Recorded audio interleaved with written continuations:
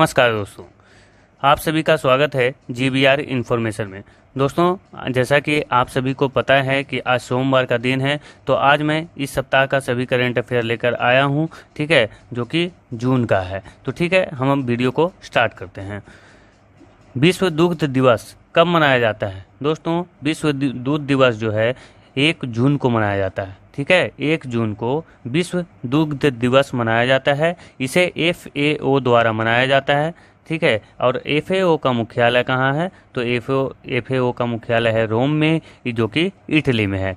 यह भारत में 26 नवंबर को डॉक्टर वर्गीस कुरियन के जन्मदिन के अवसर पर मनाया जाता है। मतलब विश्व दूध दिवस जो है वो तो 1 जून को मनाया जाता है, लेकिन जो भारत में जो दूध दिवस है वो मनाया जाता है 26 नवंबर को। और डॉक्टर वर्गीस कुरियन को सफ़ेद क्रांति का जनक भी कहा जाता है। आप सभी को पता ही होगा कि डॉक्टर वर्गीस कुरियन ने 1970 में सफ़ेद क्रांति चलाई थी। ठीक है, अगला क्वेश्चन है मासिक धर्म अवकाश नीति। ठीक है, मासिक धर्म अवकाश नीति शुरू करने वाला पहला राज्य कौन बना? ठीक है, गोवा, सिक्किम, असम या केरल? तो इसका राइट आंसर है दोस्तों सिक्किम। सिक्किम जो है मासिक धर्म अवकाश नीति शुरू करने वाला पहला राज्य बन गया है। ठीक है, अब हम अगला क्वेश्चन देखते हैं। RBI ने किस देश से 100 टन सोना भारत में अपने घरेलू भंडार में स्थानांतरित किया है? ठीक है, जर्मनी, अमेरिका, फ्रांस या ब्रिटेन? दोस्तों, आप सभी को पता हो कि गोल्ड रिजर्व में जो अमेरिका है वो टॉप पर है और हमारा भारत का स्थान 9वां है। ठीक है, और इसका जो राइट आंसर है वो है ब्रिटेन। दोस्तों, ब्रिटेन से भारत जो है अपने वहाँ पे जो रखे जो सोना था उसमें से 100 टन सोना जो है वो भारत मंगवा लिया गया है। दोस्तों, हम भारत में जो भारत है वो विदेशों में सोना क्यों रखता है? जैसे हम अपना जो पैसा है अपने काम जितना होता है पैसा का उतना हम अपने घर में रखते हैं और जो बाकी होता है वो हम अपने सेफ्टी के लिए बैंक में जमा कर देते हैं। लेकिन और इसी प्रकार जो भारत भी है, भारत का जो RBI है उसको जितना सोना का काम होता है हमारे देश में वो उतना रखता है और जो है वो बाकी का सोना दूसरे देशों में डिपॉजिट रखता है, वहाँ पे जमा रखता है। ठीक है, देखते हैं दोस्तों अगला क्वेश्चन को। RBI जो है, RBI का फुल फॉर्म आप सभी को पता है, रिजर्व बैंक ऑफ इंडिया, और इसकी स्थापना हुई थी 1 अप्रैल 1935 में। ठीक है, जिसके अभी जो गवर्नर हैं वो हैं शक्तिकांत दास, और पहले जो भारतीय गवर्नर थे वो थे CD देशमुख। CD देशमुख जो थे पहले भारतीय गवर्नर थे RBI के, और जो पहले ब्रिटिश गवर्नर थे वो थे ऑसबॉर्न स्मिथ। तो इसको भी आप ध्यान में रखेंगे। अब हम बढ़ते हैं अगले क्वेश्चन की ओर। हाल ही में रेड फ्लैग अभ्यास का आयोजन कहाँ किया गया है? रेड फ्लैग जो है एक सैन्य अभ्यास है दोस्तों, जिसका आयोजन जो है अमेरिका के द्वारा किया जाता है, और यह जो है मल्टीलेटरल एक्सरसाइज है। मतलब बाइलेटरल नहीं है। बाइलेटरल कहने का मतलब जो कि 2 देशों के बीच में होता हो, लेकिन मल्टीलेटरल कहने का मतलब क्या है कि इसमें बहुत सारे देश भाग लेते हैं। और इसका जो राइट आंसर है वो क्या है दोस्तों? अमेरिका है। अमेरिका जो है रेड फ्लैग अभ्यास का आयोजन किया है। और जैसा कि आप सभी को एक पता होगा, एक विक्टर हेज आया था। ठीक है, विक्टर हेज जो था वो कैसा अभ्यास था? तो स्पेस में होने वाला अभ्यास था, अंतरिक्ष में होने वाला यह पहला अभ्यास है। इसका आयोजन भी अमेरिका के द्वारा किया गया था, तो इसे भी ध्यान रखेंगे। हाल ही में किस देश ने अपनी पहली अंतरिक्ष एजेंसी शुरू की है? श्रीलंका, बांग्लादेश, उत्तर कोरिया या दक्षिण कोरिया? तो दोस्तों, इसका राइट आंसर है साउथ कोरिया। साउथ कोरिया जो है अपना पहला अंतरिक्ष एजेंसी शुरू किया है। जैसे कि आप सभी को पता है कि भारत का स्पेस एजेंसी जो है वो क्या है? तो इसरो है। जैसे अमेरिका का नासा है, उसी तरह से उसने जो दक्षिण कोरिया है उसने भी अपना स्पेस एजेंसी शुरू किया है। चर्चा में रहे नासा के मैगलन मिशन का संबंध किससे है? ये एक मिशन अभी लॉन्च किया है मैगलन। इसका संबंध किससे है? मंगल ग्रह से, चंद्रमा से, शुक्र ग्रह से या सूर्य से? तो दोस्तों, इसका जो राइट आंसर है वो है शुक्र ग्रह से। ठीक है, मैगलन जो मिशन है उसका संबंध किससे है? शुक्र ग्रह से। National aeronautics and space administration जो है वो नासा का फुल फॉर्म है, और इसका जो हेडक्वार्टर है वो है वाशिंगटन DC में, और इसका जो मोटो है वो है for the benefits of all, ये जो है दोस्तों हम ये सभी अपने जो करंट अफेयर का सेशन है उसमें हम सभी ये सारी चीज़ें करवा चुके हैं, इसलिए हम यहाँ पे ज़्यादा डिटेल्स में नहीं जाएंगे। ठीक है, हाल ही में नासा ने मानव को चांद पर भेजने के लिए आर्टेमिस मिशन, जो कि बहुत इंपॉर्टेंट है, ये शुरू किया है, जिसके तहत जो है क्रिस्टीना कोच को ये चंद्रमा पर भेज रहा है और क्रिस्टीना कोच जो हैं वो चांद पर जाने वाली पहली महिला भी बनेंगी। और चंद्रमा के दक्षिणी ध्रुव पर पहुंचने वाला जो देश है वो कौन है? अमेरिका है। और पहला देश कौन है? हमारा प्यारा भारत। ठीक है, अगले क्वेश्चन की ओर बढ़ते हैं। भारत सरकार ने तंबाकू नियंत्रण के लिए ब्रांड एम्बेसडर किसे बनाया है? आयुष्मान खुराना को, पीवी सिंधु को, बजरंग पुनिया को या साक्षी मलिक को? दोस्तों आपको बता दें कि तंबाकू नियंत्रण जो है उसका इस बार जो थीम है, जो दिवस मनाया गया वो मनाया गया था 31 मई को। और इसका थीम क्या था दोस्तों? तो इसका थीम था बच्चों को तंबाकू उद्योग के हस्तक्षेप से बचाना। बच्चों को तंबाकू उद्योग के हस्तक्षेप से बचाना। और जो इसका राइट आंसर है वो है पीवी सिंधु। भारत सरकार ने तंबाकू नियंत्रण के लिए पीवी सिंधु को अपना ब्रांड एम्बेसडर बनाया है, जो कि एक बैडमिंटन के खिलाड़ी हैं।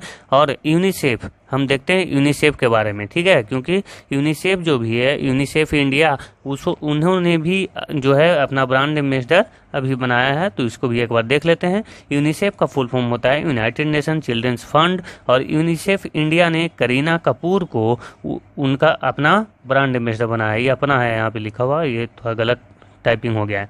ठीक है, अपना ब्रांड एम्बेसडर बनाया है। 2023 में यूनिसेफ इंडिया ने आयुष्मान खुराना को बाल अधिकारों के लिए नेशनल एम्बेसडर बनाया था। ठीक है, ये आप याद रखेंगे, बाल अधिकारों के लिए इनको बनाया गया था। और करीना कपूर को जो है वो बनाया है यूनिसेफ इंडिया ने अपना ब्रांड एम्बेसडर।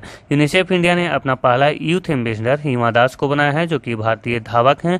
और यूनिसेफ की गुडविल एम्बेसडर जो हैं वह हैं वनेसा नकाते, जो कि युगांडा की हैं। अभी हम देखते हैं कांस्य फिल्म महोत्सव में ग्रैंड प्रिक्स अवार्ड जीतने वाली भारत की पहली फिल्म कौन बन गई है?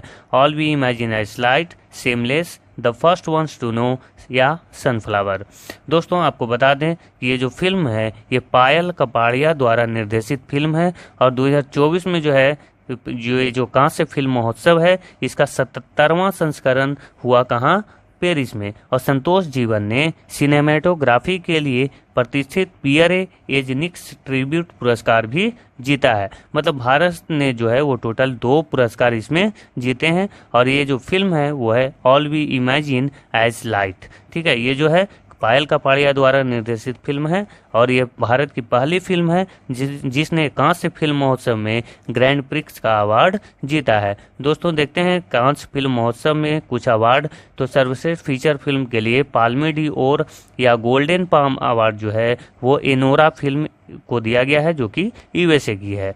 सर्वश्रेष्ठ फीचर फिल्म के लिए ग्रैंड प्रिक्स अवार्ड दिया गया है हमारे भारत की film all we imagine as light को। ठीक है, फीचर फिल्म के लिए सर्वश्रेष्ठ अभिनेत्री का खिताब दिया गया है एमिलिया पेरिस। फिल्म के लिए सेलेना गोमेज, जो कि यूएसए की हैं, उनको। फिल्म का नाम क्या है? Emilia Paris. फीचर फिल्म के लिए सर्वश्रेष्ठ अभिनेता का पुरस्कार काइंड्स फॉर काइंडनेस के लिए, काइंड्स फॉर काइंडनेस एक फिल्म है, उसके लिए जेसी पेलेमंस को दिया गया है, जो कि यूएसए के हैं। फीचर फिल्म के लिए सर्वश्रेष्ठ निर्देशक का पुरस्कार किसे दिया गया है? तो मैगुएल गोम्स को, जो कि पुर्तगाल के हैं। और इनका फिल्म का नाम था ग्रैंड टूर। ठीक है, ग्रैंड टूर फिल्म के लिए मैगुएल गोम्स को दिया गया है क्या? तो सर्वश्रेष्ठ निर्देशक का पुरस्कार। आगे देखते हैं single piece 3D printed engine launch करने वाली दुनिया की पहली कंपनी कौन बन गई है?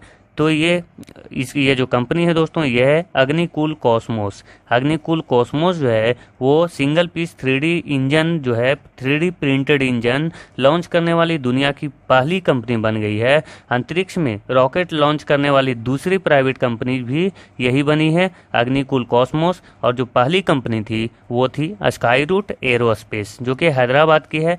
और इसका जो रॉकेट का नाम था वो था विक्रम एस। विक्रम एस जो लॉन्च रॉकेट का नाम था वो कौन लॉन्च किया था? तो स्काई रूट एरोस्पेस, जो कि हैदराबाद में है। और ये जो अग्निकुल कॉस्मोस है ये अंतरिक्ष में रॉकेट लॉन्च करने वाली दूसरी कंपनी बन गई, दूसरी प्राइवेट कंपनी बन गई है। अग्निकुल कॉस्मोस चेन्नई की एक स्पेस स्टार्टअप है। ठीक है, और इस रॉकेट का नाम क्या है? तो अग्निबाण।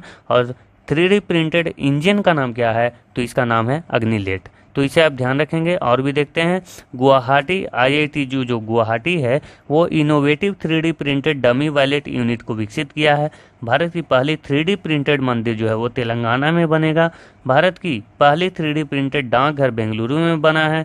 भारत की पहली 3D printed house IIT Madras है। और भारत की पहली 3D प्रिंटेड मानव कॉर्निया IIT हैदराबाद है। दुनिया की पहली जो 3D प्रिंटेड मस्जिद है वो कहाँ बनेगी, तो सऊदी अरब में बनेगी। दोस्तों, अब 3D प्रिंटेड से जो भी क्वेश्चन बन सकते थे वो हमने यहाँ पे देखे हैं, जो कि इंपॉर्टेंट है आपके एग्जाम के पॉइंट ऑफ व्यू से।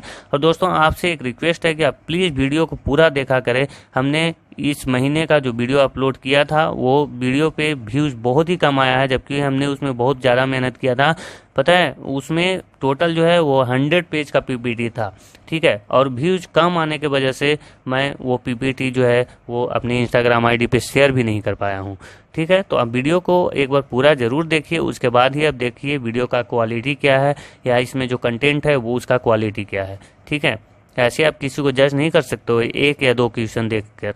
और जितना भी आपसे को हो पाए वो आप ग्रुप में या फिर अपने दोस्तों को जो कि पढ़ते हैं, कॉम्पिटेटिव की तैयारी करते हैं, उनको आप जरूर शेयर करें। अंतर्राष्ट्रीय बुकर पुरस्कार किसने जीता, तो इसका राइट आंसर है जेनी एपरेनवेक ने।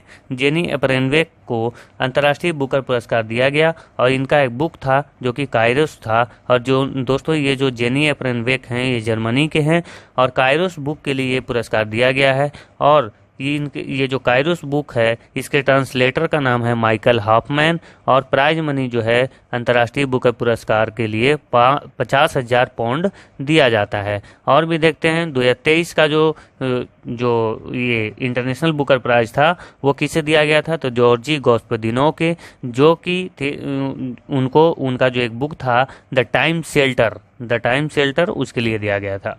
दोस्तों, अब हम देखेंगे कि वैसे इंडियंस जिनको इंटरनेशनल बुकर प्राइज दिया गया है वो किसे किसे दिया गया है और कब कब दिया गया है, किसके लिए दिया गया है। तो जैसे BS नायपाल को इन अ फ्री स्टेट उनका एक बुक है, उसके लिए 1971 में दिया गया। सलमान रुश्दी को मिडनाइट चिल्ड्रन के लिए 1981 में दिया गया।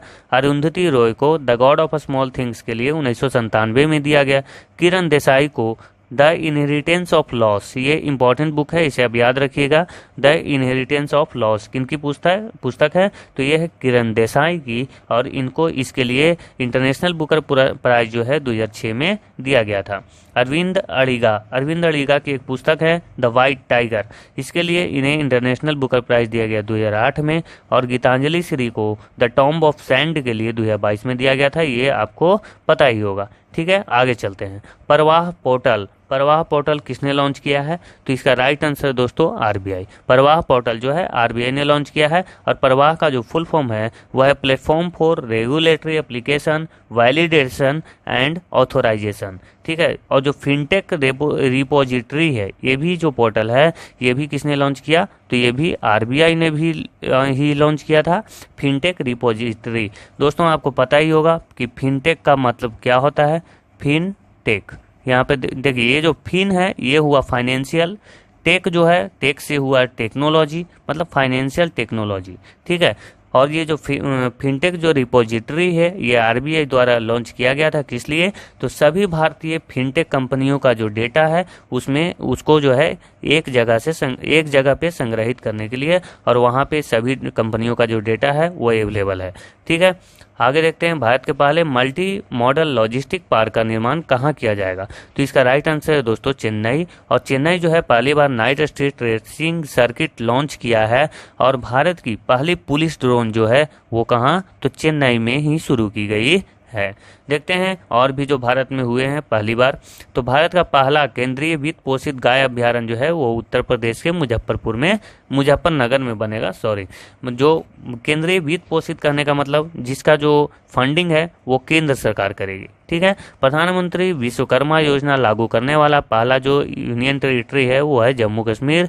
और देश का पहला यूनिवर्सिटी मॉल कहाँ बनेगा, वो बनेगा उज्जैन में। और भारत का पहला IIT रिसर्च सैटेलाइट कैंपस कहाँ पर स्थापित होगा, तो वो होगा उज्जैन में। और देश की पहली स्वास्थ्य और स्वच्छ फूड स्ट्रीट का नाम क्या है? तो उसका नाम है प्रसादम। ये भी बहुत इंपॉर्टेंट है, इसे भी आप ध्यान रखिएगा। सभी दुर्घटना संभावित स्थलों का मानचित्र बनाने वाला पहला राज्य कौन है? तो वो है पंजाब। इसे भी आप ध्यान में रखेंगे दोस्तों। तो आप देख सकते हैं कंटेंट जो भी है, जो भी हमसे हो पाता है, हम यही कोशिश करते हैं कि आपको ज़्यादा से ज़्यादा कंटेंट मिले। और इस वीडियो में तो हम थोड़ा सा कंटेंट कम रखे हैं, क्योंकि हम चाहते हैं कि वीडियो ज़्यादा लंबा ना जाए। क्योंकि हमने पिछला जो वीडियो जो हमने डाला वो पूरे महीने का था और उसमें 100 पेज का पीपीटी था, वीडियो 1 घंटा का था, लेकिन वो उसमें जो था वो व्यूज़, टोटल व्यूज़ मेरा उसमें 2 घंटा आया है। अब सोच के देखो कि हमको बनाने में उसको लगा होगा कम से कम 7 दिन 8 दिन लगा था उसको टाइप करने में, और इतना कम व्यूज़ आता है तो मन थोड़ा छोटा हो जाता है।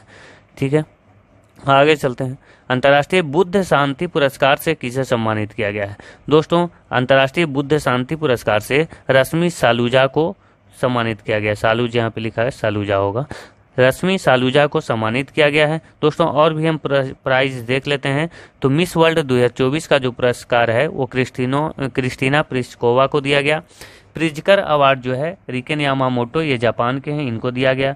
C K Naidu lifetime achievement पुरस्कार जो है रवि शास्त्री और फारूक इंजीनियर को ये संयुक्त रूप से दिया गया।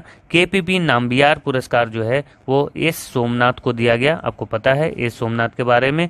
आर्यभट्ट पुरस्कार पावुलीरी सुब्बाराव को दिया गया। पावुलीरी सुब्बाराव को दिया गया कौन सा पुरस्कार? आर्यभट्ट पुरस्कार, मैथ के लिए। लच्छू महाराज पुरस्कार 2024 जो है वो पंडित राजेंद्र गंगानाई को दिया गया। विटली गोल्ड अवार्ड 2024, जिसको ग्रीन ऑस्कर भी कहा जाता है, विटली गोल्ड अवार्ड को, और ये पूर्णिमा देवी भारत के, इनको दिया गया। गोल्डमैन पर्यावरण पुरस्कार 2024, जिसको ग्रीन नोबेल कहा जाता है, ये दिया गया आलोक शुक्ला को। और इरास्मस पुरस्कार जो है अमिताभ घोष को दिया गया। MS स्वामीनाथन पुरस्कार जो है बियर कंबोज को दिया गया। एबल पुरस्कार माइकल तालग्रंड को दिया गया। 58वां ज्ञानपीठ पुरस्कार जो है जगत गुरु रामभद्राचार्य और गुलजार को संयुक्त रूप से दिया गया। 33वां व्यास सम्मान पुष्पा भारती को दिया गया। किसके लिए?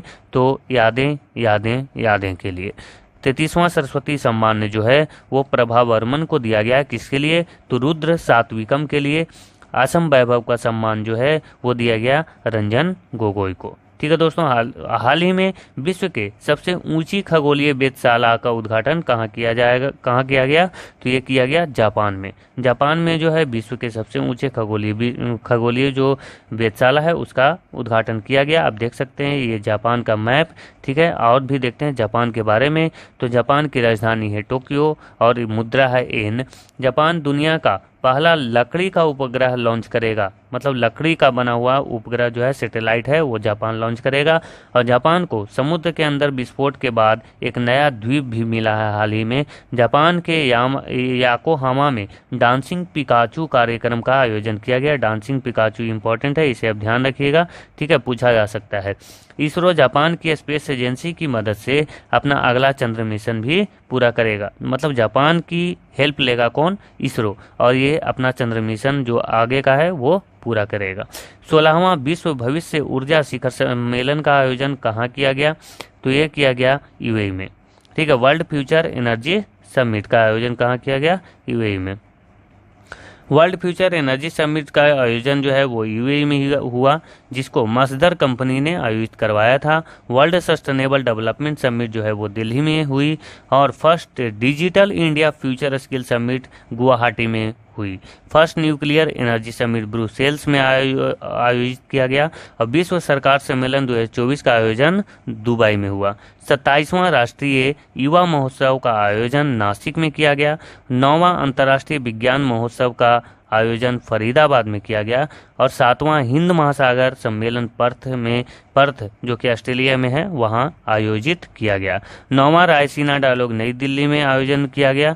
और चीफ गेस्ट इसके रहे कौन? तो ग्रीस के PM। ठीक है, पहला भारत स्टीम बॉयलर एक्सपो का आयोजन गुवाहाटी में हुआ। पहला अफ्रीकी पाक कला सम्मेलन का आयोजन फ्रांस के पेरिस में हुआ।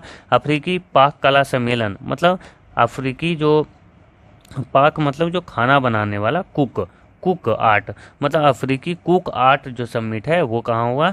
पेरिस में। ठीक है, ये पहली बार था। भारत यूनेस्को की विश्व धरोहर समिति की अध्यक्षता करेगा 2024 में, जो कि 46वां एडिशन होगा। और 46वीं अंटार्कटिक संधि सलाहकार का बैठक का आयोजन जो है वो भी भारत में ही होगा। ठीक है, इसे भी आप ध्यान रखिएगा। ठीक है दोस्तों, ये सभी क्वेश्चन जो है सबमिट से हमने पिछले वीडियो में भी करवाया था और इसमें भी करवा रहा हूं, ताकि आपको जो है वो रिवीजन होता रहे। और मैं जब भी वीडियो बनाऊंगा, अगर ये सब से रिलेटेड कोई भी क्वेश्चन आएगा तो हम ये सभी वीडियो में आपको रिवाइज कराते रहेंगे।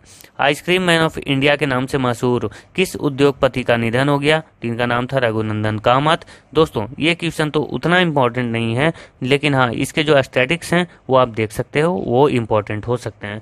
विभिन्न उपाधियों से मशहूर व्यक्ति, जैसे missile man of India APJ Abdul Kalam को कहा जाता है। मिसाइल वुमेन ऑफ इंडिया जो है टेसी थॉमस को कहा जाता है।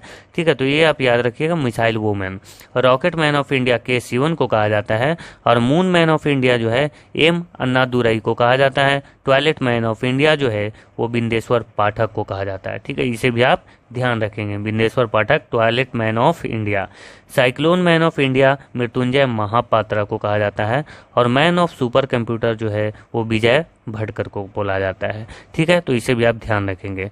हाल ही में वैकासी विसागम उत्सव कहाँ मनाया गया? ये जो दोस्तों ये जो मनाया गया वो ये कहाँ मनाया गया? तो तमिलनाडु में मनाया गया। भगवान मुरुगन